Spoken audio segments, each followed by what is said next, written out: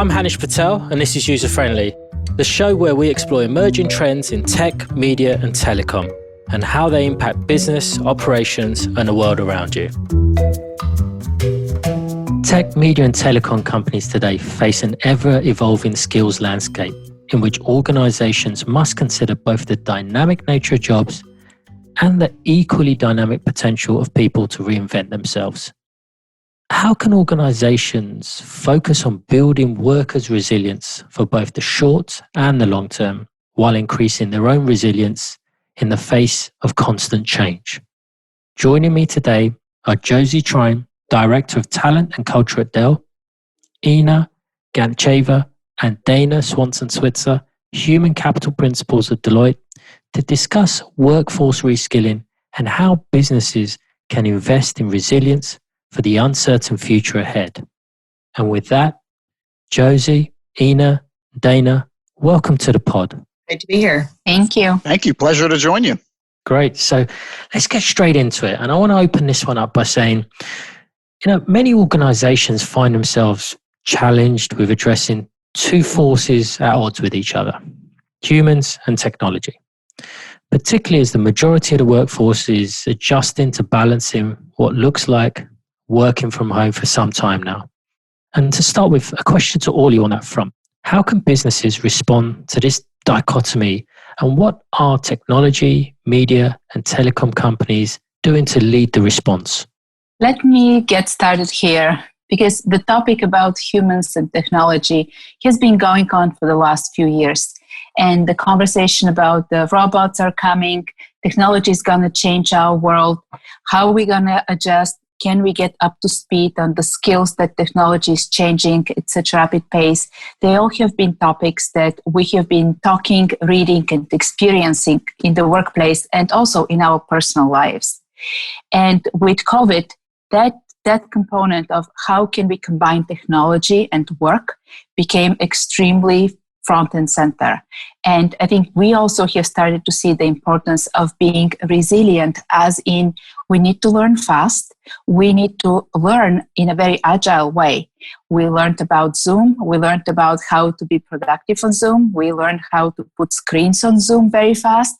And this is actually kind of a microcosm of how technology and human experience will start to integrate, that we need to think about what it enables, adjust it on the fly, and continue on an ongoing basis to innovate and continue to leverage what technology opens for us. And that's what I think businesses will also experience at a much bigger scale. But I'm curious to hear Dana's perspective, especially how technology companies are looking into that. Yeah, in my work primarily with tech clients, I'm often out speaking on topics of future of work, technology coming into the picture, person plus smart machine becoming the new norm. And I often get questions about engagement, meaning, and community. And particularly from the companies that are delivering this technology, that are advancing this technology, the bigger challenge around how do you create meaning when more and more of our interactions are with technology, which has only been exacerbated in times during the pandemic.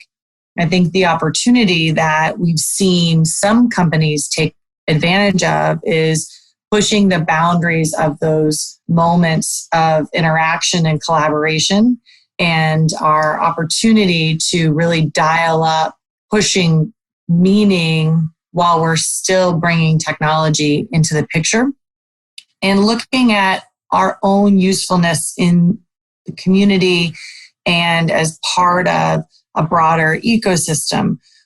The companies that we work with, the companies that we work for, in light of technology being pervasive in everything that we do, how do we look at the way that work is designed to create meaning, reduce friction, reduce frustration, and allow individuals to achieve their best purpose and not get bogged down by the amount of technology that's now surrounding them day to day.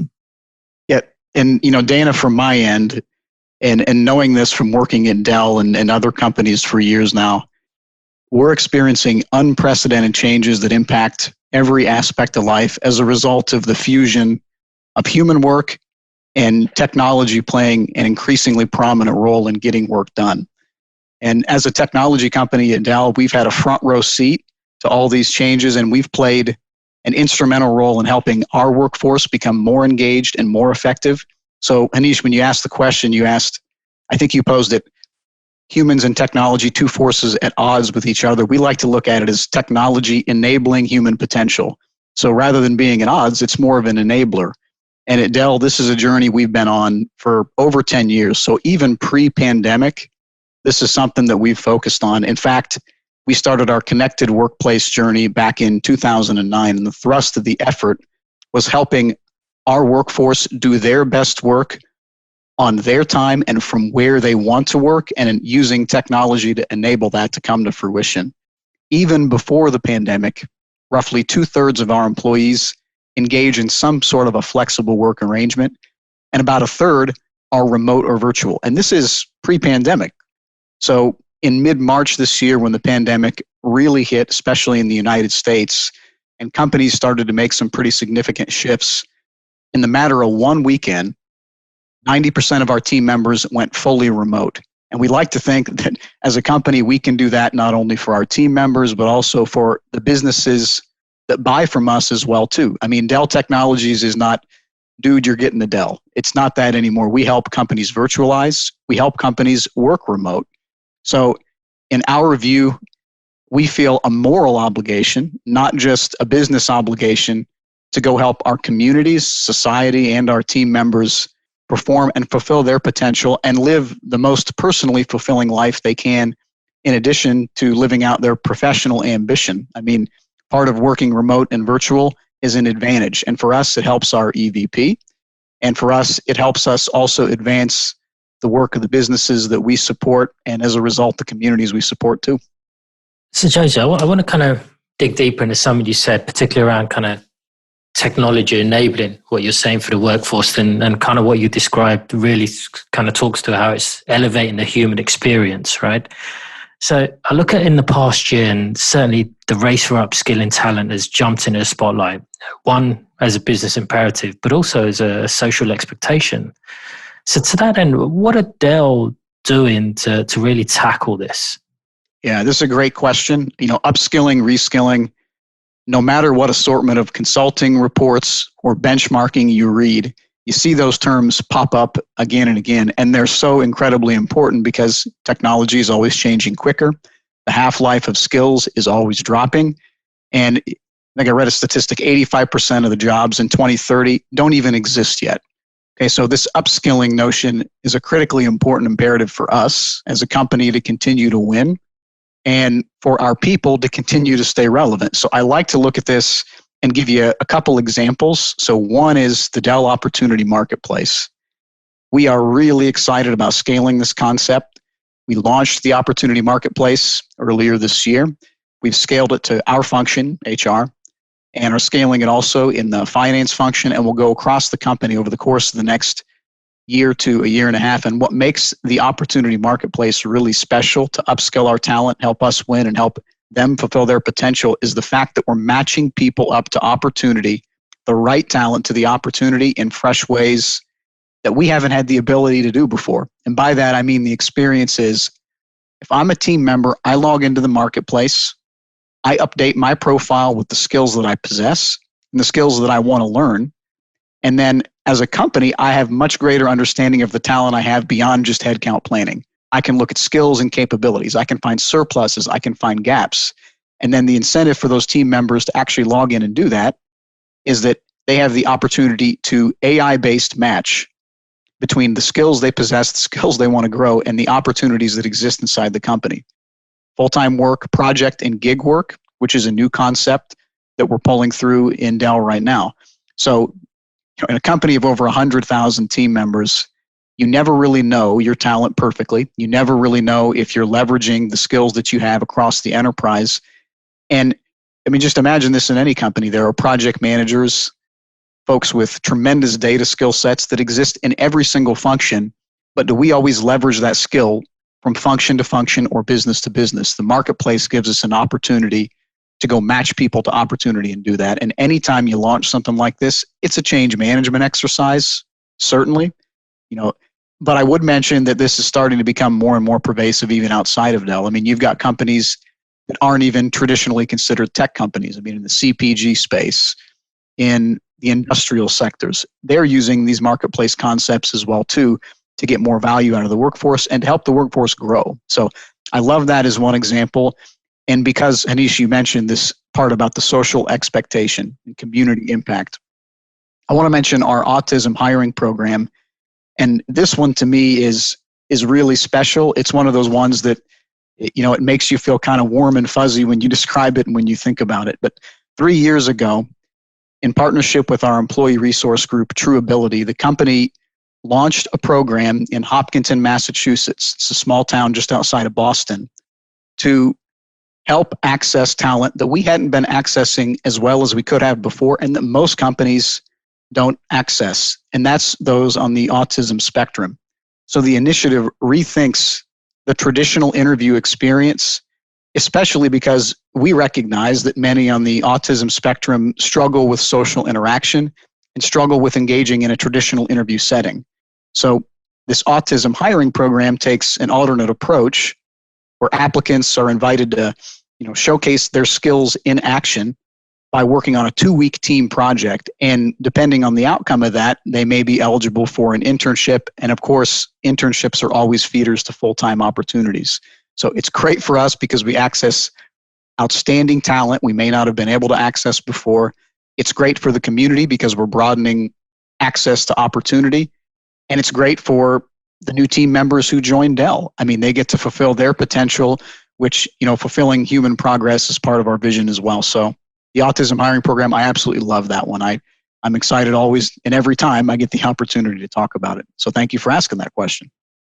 I love that story, Josie. And there's a lot of really good examples of getting creative, tapping into skills that are present in unique communities, maybe untraditional or non-traditional talent pools. So that's really good. And I'd love to jump on to your description of how you're thinking about upskilling and reskilling and kind of tie back the conversation that we were having earlier around this idea that technology and human resilience could be at odds. And we definitely hear feedback that disruptions in the market, technology as a disruptor can be unsettling, yet technology also creates this need for people to constantly reinvent themselves.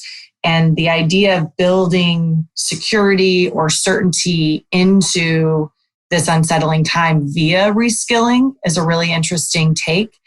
And you can think about that at the individual level, which I think, Josie, you were describing really well, both focusing on reskilling and investing in worker resilience and cultivating those, what we call enduring human skills or enduring human capabilities, those things that can't be done by technology, things like collaboration, influence, sophisticated problem solving.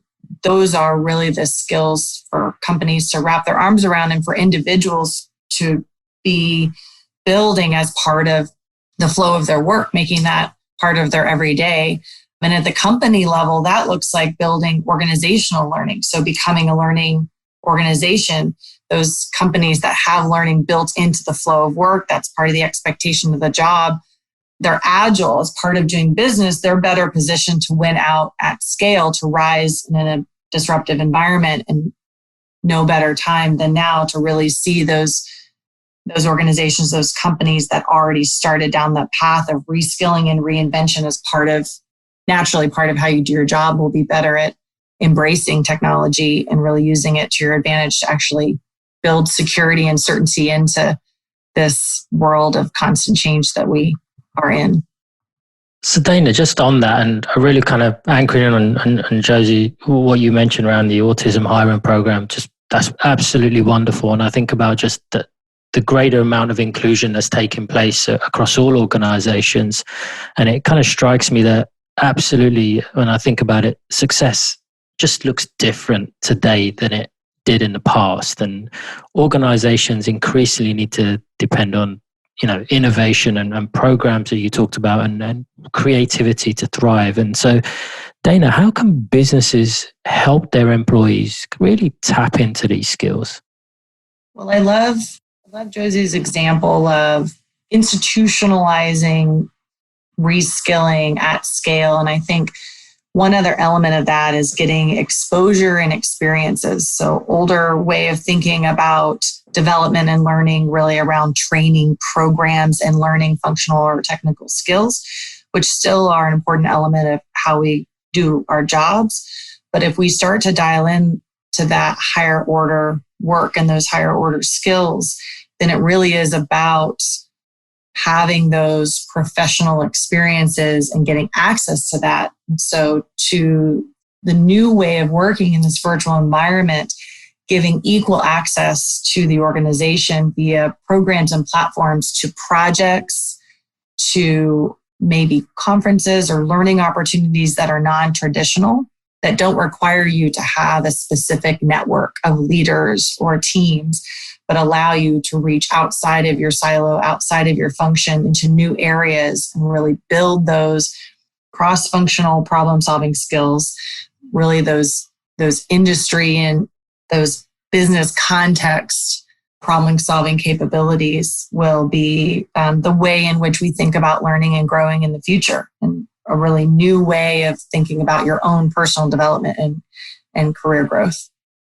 Using that word development, we've certainly seen over n number of years the development and progress when it comes to AI, artificial intelligence. So, no conversation would be complete around this topic if we didn't talk about some form of automation. And so a question I want to pose to all three of you, and maybe I'll start off with you, Ina, is thinking about all the advances in AI, how should organizations invest in reskilling?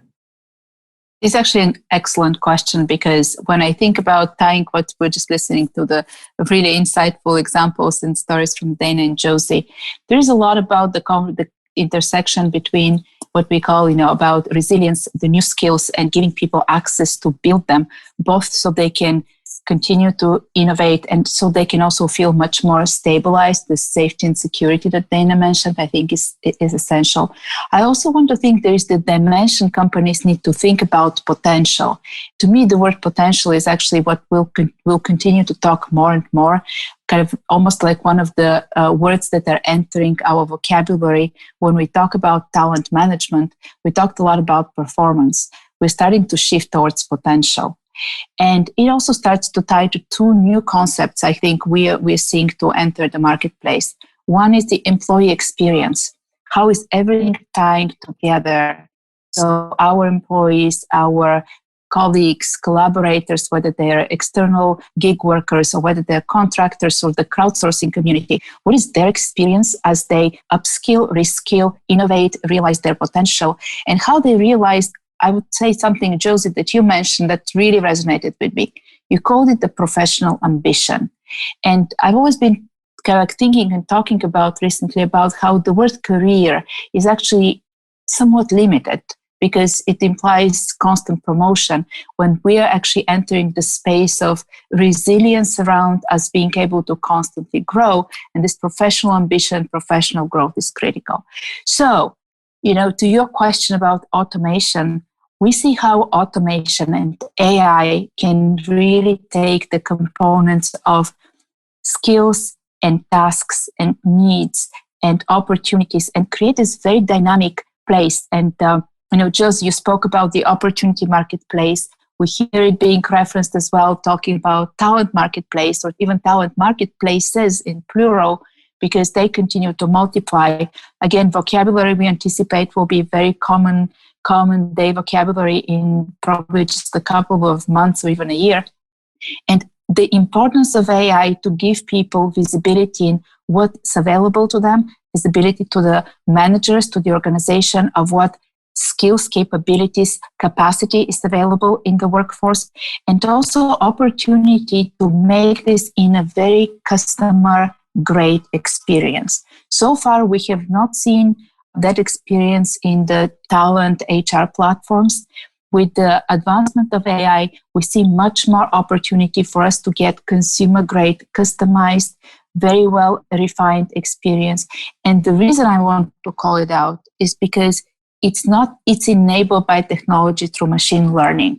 So we now see how AI, machine learning technology starts to really employ and human experience. So I'm very excited about what technology can do for us, knowing that it's also on a growing path and we will experience some hiccups as we experiment. But I think companies, just like you mentioned what you're doing at Dell, that's the future. I totally agree. And I love that you dropped the term consumer, because it's important to, when you think about questions like AI or terms like AI and reskilling together, it can sound kind of scary, right? The implication there automatically to people is job loss or massive disruption that is frightening. But when you drop this term consumer experience, it's a really in tandem with employee experience. It allows you to see this through a different lens. So today, if you want to go learn, say you want to assemble something, say you want to learn guitar, as a consumer, what do? You normally, go out to watch videos online, right? Or if you want to help yourself become in much better shape, you use a fitness app. So all of these are driven by AI. Why can't those same concepts directly apply to work? And I talked about one of those before with the opportunity marketplace. The AI is what matches our people, the skills they possess, their testament to the skills they want to grow, to the opportunities in the organization. And it goes beyond that. We also have a social learning platform at Dell too, where anybody can go post content, anybody can go seek content out, just like you'd see at a variety of different companies where you see videos getting posted online, or where you see open exchanges of ideas and connections between people. AI drives all of this. So when I think about AI and reskilling, what I see is the upside. What I see is us getting to higher order human thinking. And frankly, for everybody to be able to grasp this concept, it's going to require a great deal of effort. But organizations, including Dell, are already making strides with these concepts by leveraging AI to help people reskill in such a way that meets what they define as their career of the future. And it's always helpful for them to understand that the career of yesterday is not the career of tomorrow. We need to focus more on skills and capabilities, not just the jobs that you hold and the jobs that you want to hold. Traditional ladder or lattice career paths just aren't as attainable in every company anymore. What's much more common is, and becoming common, how do you grow the right skills and capabilities to future-proof yourself? And I'm hopeful that AI and machine learning will continue to help us in that endeavor across industries and companies. And Dana, your thoughts? Yeah, when thinking about technology, I mean, the challenge on the table is really to create an environment that doesn't fear technology, but embraces it as a way to be more productive and create more meaning out of work. We've seen a slight increase in productivity in this current environment because we no longer have to commute to work, and because we're willing to get up first thing in the morning and jump on to our computers and stay on until the evening, neither of which is sustainable. So it's our opportunity to use this time to think about what does it look like as we start to move back into a more flexible work environment where we are seeing each other, we are connecting as humans, we are getting the value out of that in-person connection, but we are leveraging technology in more and interesting ways to truly become more productive and more effective and be more innovative and experimental in the way that we deliver our services and products to our customers. And that partnership is only going to increase. That technology and human partnership is only going to increase as our capabilities around machine learning and AI increase, and as our savviness around getting the most out of the technology increases, and getting smart about when human interaction, when technology interaction is right for the outcomes that we're trying to drive. Thank you. Dana, Josie, we covered a lot of ground here today. And to wrap, I'd really like to get one key takeaway for our listeners from each of you on creating a resilient workforce. So with that, away you go. I really believe the challenge in front of us and the challenge on the table for all companies is to create a culture that recognizes and even requires the value of learning, reskilling, and reinvention as the way in which you meet customer needs, as the way in which you become a more productive, yet more innovative business, and a way in which you maximize human potential at work and ultimately become more resilient. Love it. And my take on it, I'm going to kind of hone in on the word resilience, because it can have a negative connotation, almost like survival. But the word resilience, when positioned in the context of growth and innovation, can be very, very positive. So my kind of key takeaway and my hope and my wish is that we talk about resilience as a very positive quality that companies, employees, teams talk about, and they're really proud of it, and they're excited about that resilience, about that flexibility, innovation, agility, and constant development and growth. And Josie, to bring us home?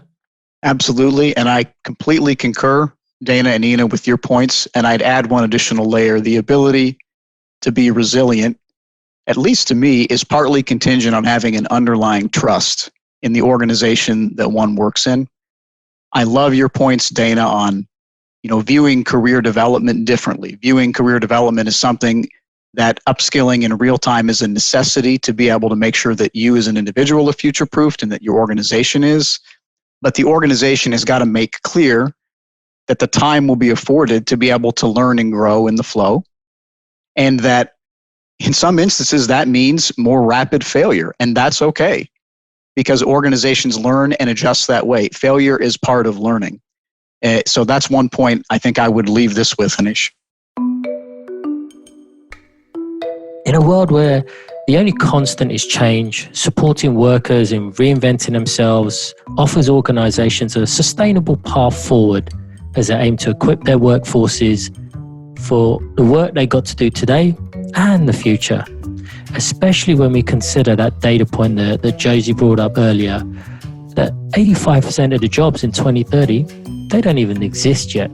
So with that, I really want to thank my guests, Josie, Ina, and Dana, for joining me today to discuss creating workforce resilience. And until next time, happy listening.